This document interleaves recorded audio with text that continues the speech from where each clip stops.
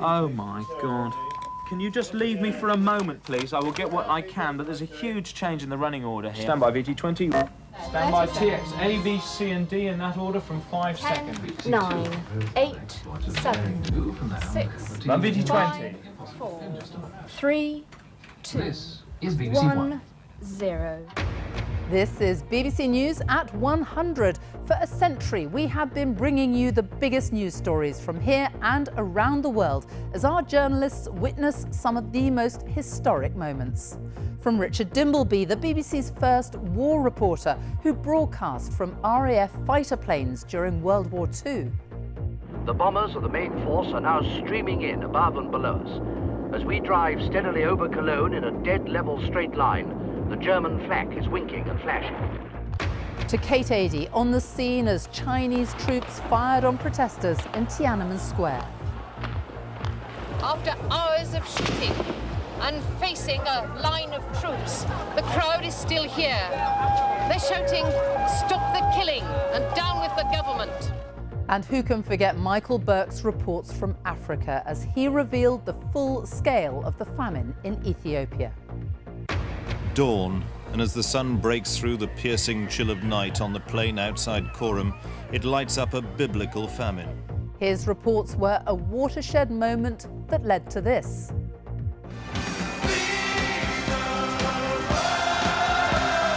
Bob Geldof's Live Aid concerts raised tens of millions in the wake of the BBC's journalism. And when COVID swept the globe and lockdowns took hold, our correspondents were on the front line, as always. The staff here are dealing with the biggest challenge ever faced by the NHS. They can save many of the patients, but sadly, not all of them.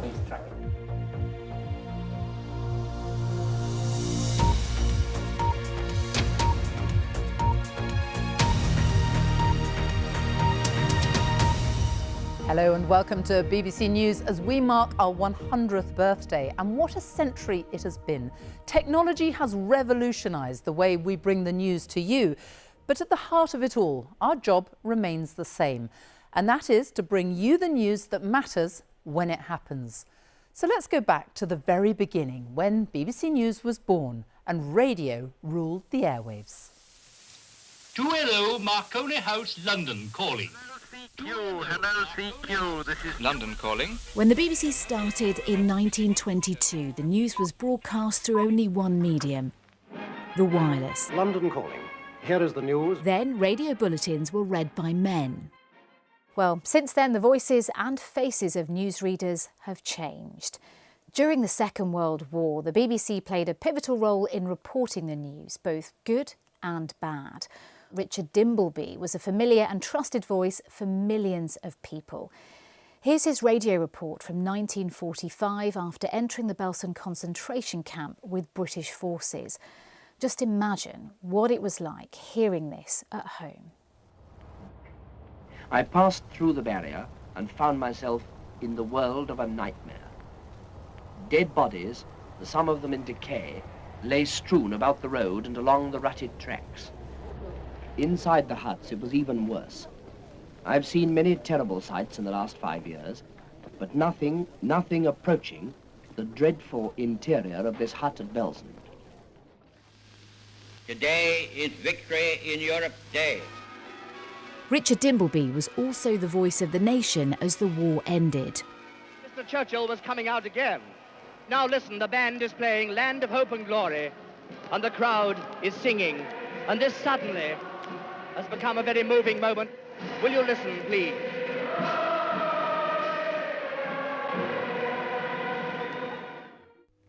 Here is the news. In the 1950s, we saw the first regular television news bulletins. After Manchester United's air crash at Munich this afternoon.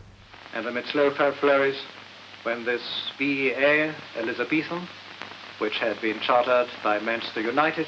These blurry black and white pictures following the 1958 Munich air disaster, in which 8 Manchester United players were among 23 who died, show just how quickly moving pictures could be broadcast. Film stories from abroad also arrive here from the BBC's camera crews overseas. We are trusted around the world.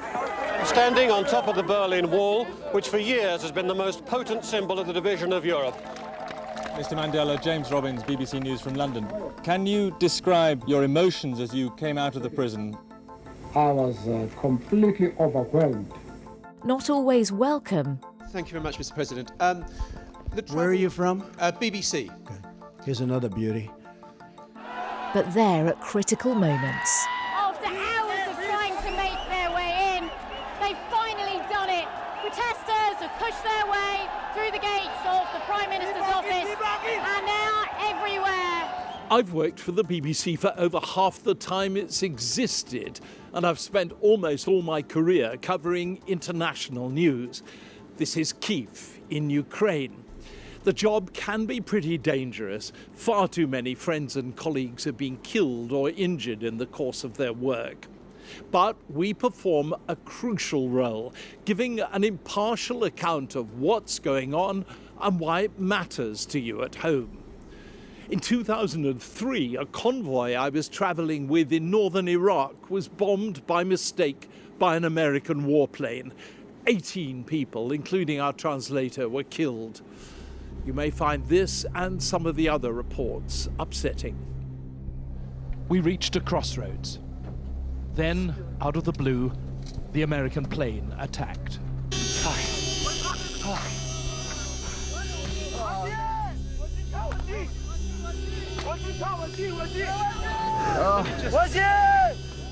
Guy right beside him.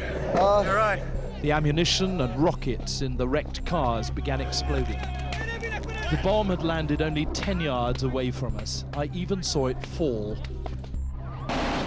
For decades, we've had teams on the ground reporting conflict. The Vietnam War. This is a very humiliating day for the South Vietnamese army, and we're hoping that this is the very last battle outside Saigon.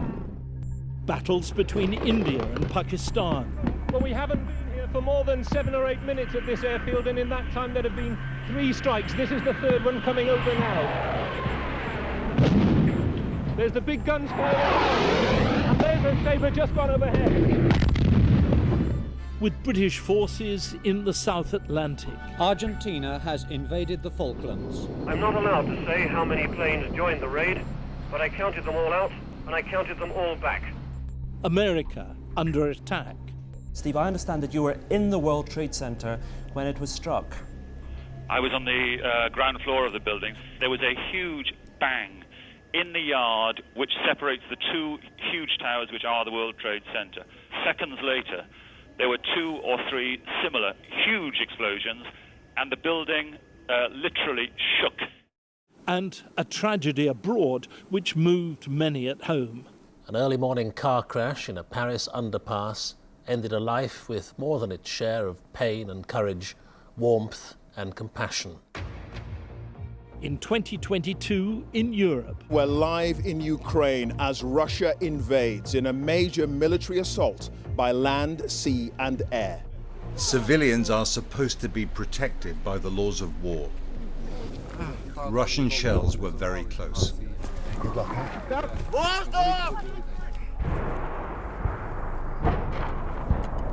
Stopping was not an option. I'm okay, she said. Keep going. There's a fair amount of incoming fire coming into this now. Artillery fire, there are loads of civilians around. Counting the cost of human conflict.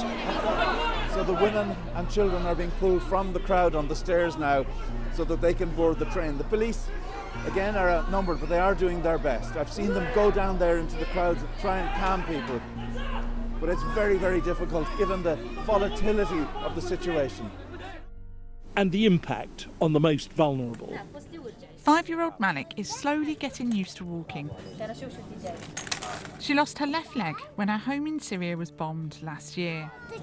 Bye. How difficult is it for you as a mum in this situation?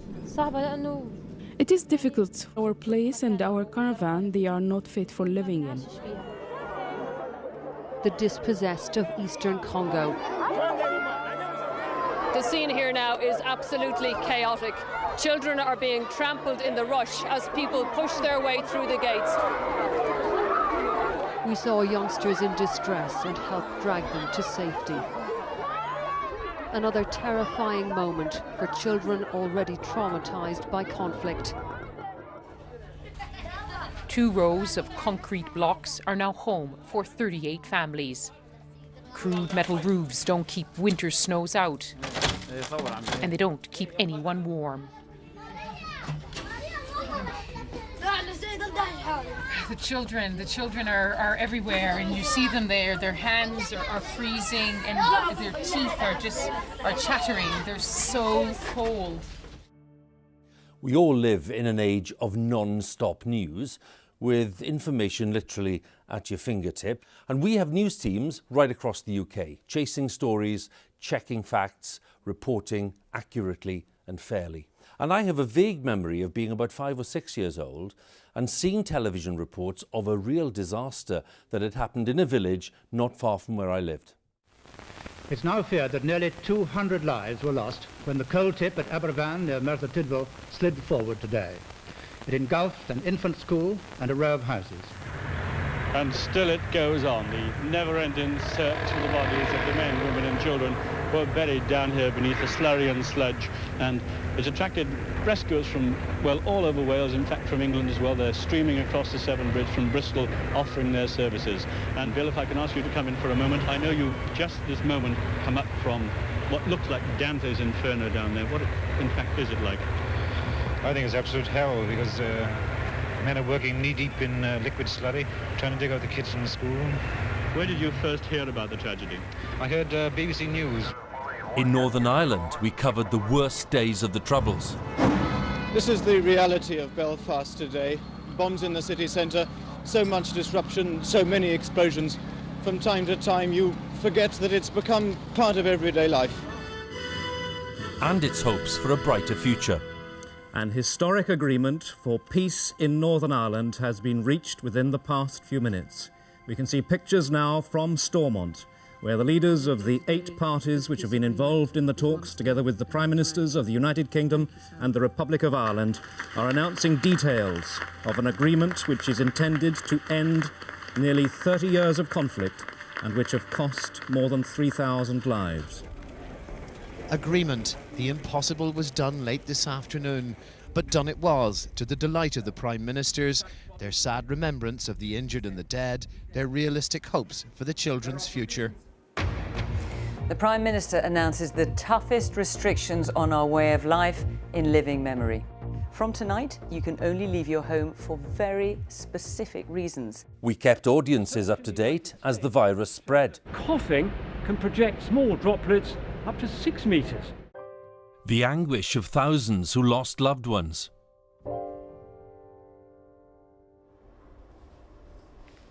Families separated by the pandemic. No, you can't touch my hand. This is the first time Julie Bennett has seen her father in 4 weeks. Heartbreaking, heartbreaking. Those supporting the work of the NHS. Thank you, Captain Tom from the NHS. Those working for it. Somebody have to be a doctor, one have to be a nurse, and somebody have to be a domestic. So I'm proud of what I'm here. Because altogether, we can bear you're helping to save lives. We have all of us come together and then we save more lives. And the first signs of hope. Margaret, aged 90, was the very first patient to receive the newly approved coronavirus vaccine. And what do you say to those who might be having second thoughts about having this vaccine? It's the best thing that's ever happened.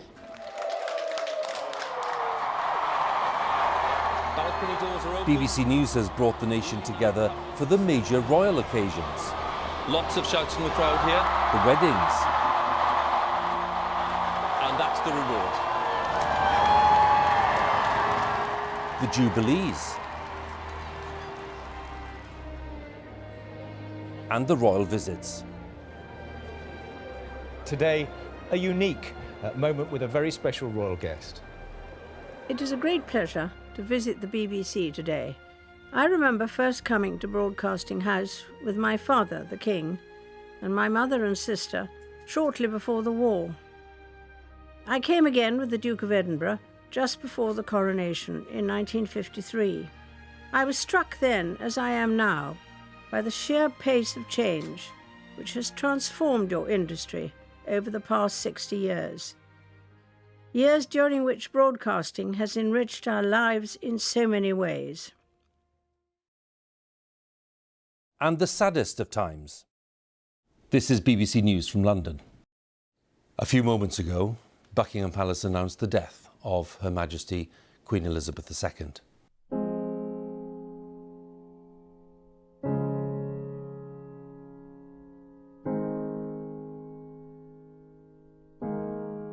Good morning. Welcome to BBC Breakfast. We're at Westminster Abbey on an historic day. On the coffin, a card handwritten by the King in loving and devoted memory, Charles R.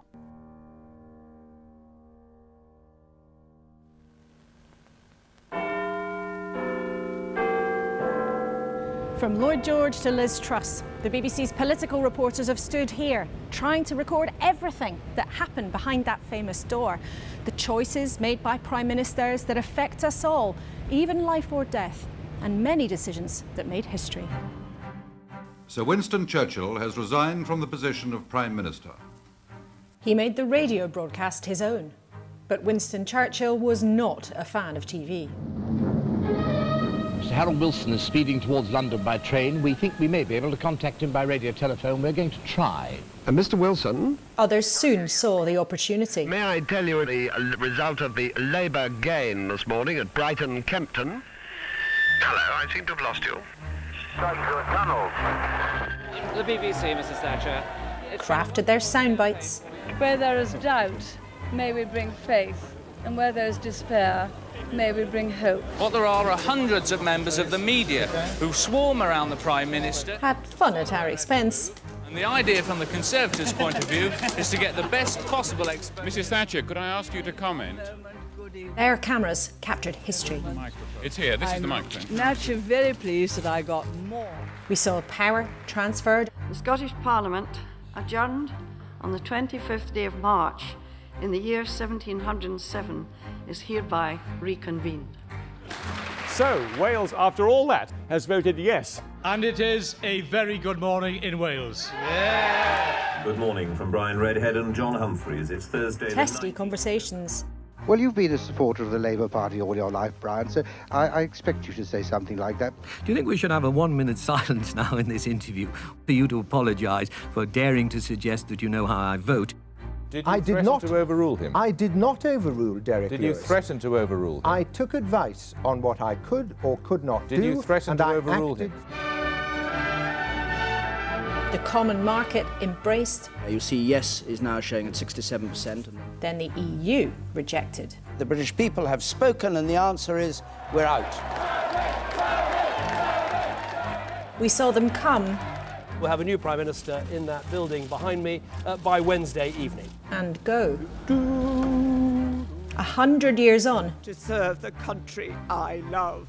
In fact, Michelle, as I speak to you, I'm getting a call from Downing Street, so I'm going to take this call and I'll come back on to you in just a second. Only one thing's for sure. Chris, let's go straight back to you. You were just talking to Downing Street. The Prime Minister has agreed to stand down. How sad I am to be giving up the best job in the world. But them's the breaks. No one knows what will happen next. Good afternoon.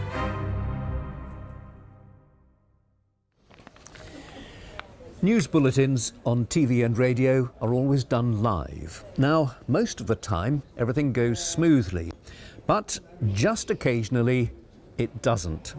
One night, a group of protesters invaded the 6 o'clock news studio, and I ended up sitting on one of them. On the air. Oh, who is in there? Get security. Get security, quickly. Mix Cuso. Good evening, the headlines at 6 o'clock. Run In the House of Lords, a vote is taking place now on a challenge to the poll tax. Tory rebels have said that the tax is unfair and unpopular. Now! And I do apologise if you're hearing quite a lot of noise in this studio at the moment. I'm afraid that we have rather been invaded. This is BBC World News. I'm Jonathan Charles, kept hidden for almost 2 decades and forced to bear children. 2 other workers are being treated after they inhaled anthrax, and tests are now starting on all 2,000 people who work at the centre. He'd come to BBC Television Centre for a job interview as a computer IT assistant. Instead, Guy Gomer was mistaken for an expert on the internet music scene. Well, Guy Cuny is the editor of the technology website News Wireless. Were you surprised by this verdict today? I wasn't expecting that.